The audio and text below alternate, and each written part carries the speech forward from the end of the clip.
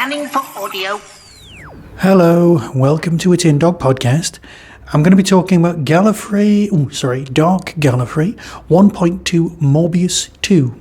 Sounds like a football score. Bear with. So, this is basically a continuation of last time's, and you've got Sam West, and it's been written by Tim Foley. Pretty sure Tim's writing all three of these. Now, I thought that this whole Dark Gallifrey thing was kind of Morbius-based. But reading between the lines and a few of the other things I've picked up on, it feels more like it's just the darker side of Gallifrey that nobody's aware of. Which is nice. So, let's have a quick look at the synopsis. Very short.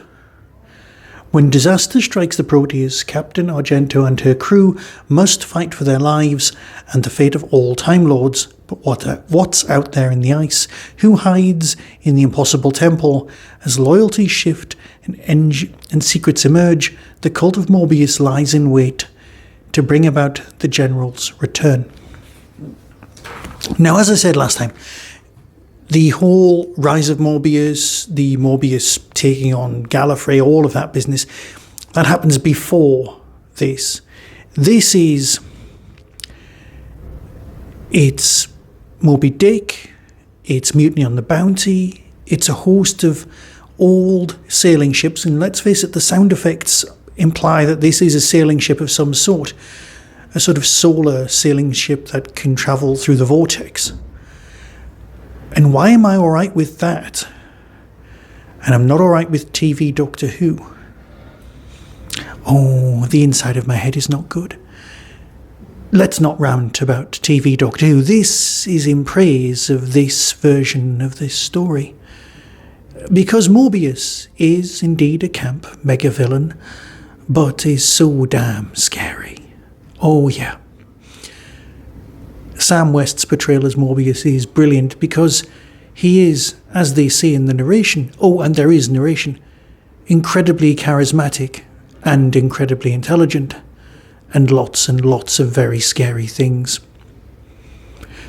Here we have the Ice Palace on an island in the middle of the vortex. We have the captain who's having regeneration, and their regeneration issues are so profound as to have an effect on all of their descendants, and one of them even makes a cameo appearance of another Time Lord with regeneration issues, at which point you go, oh yeah, that makes sense. That's really cool.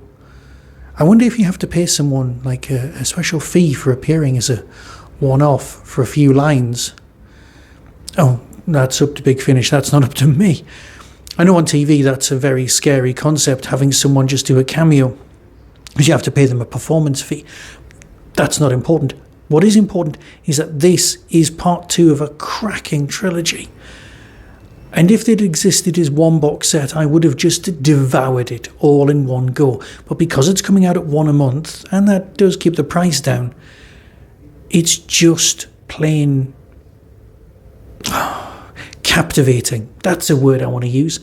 It's captivating in its storytelling, it's captivating in its structure, and the characterization and the descent of the crew and all of the characters interacting with each other. You don't really know where this is going, or they suspect it's all going to go quite badly. I loved it. Here's the trailer and decide for yourself. Until next time, be seeing you. I began a very long time ago, but this is a new chapter. From Bigfinish Productions, the worlds of Doctor Who, Dark Gallifrey, Morbius, Part 2. Assemble my followers. Time of my revival is nigh. The hull of our ship is smashed. The deck is all askew. There are good men dead in the belly of this vessel. The ship's still unstable down there, and the lower decks are closing faster. White as far as the eye can see, until it dissolves into mist. Fled to the Isle of the Dead. He wants us to follow him. And you understand it? An island in the vortex. One with an atmosphere and, if my spyglass isn't mistaken, inhabitants. I feel a stillness, an island frozen. Life congealed. This monstrous, nameless rock. Pulled towards evil. Greetings, fair travelers. This is the Temple of Morbius. Is this a hall of mirrors or a hall of madness? Let the creatures bear witness to our Savior's return. The ice will reshape you. The Hydron will unite us. No longer lost. A new victory for Morbius!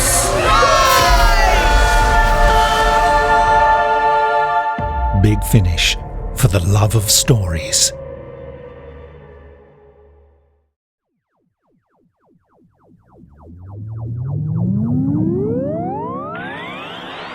That was the Tin Dog Podcast. Everything discussed is the intellectual property of others. No infringement is intended.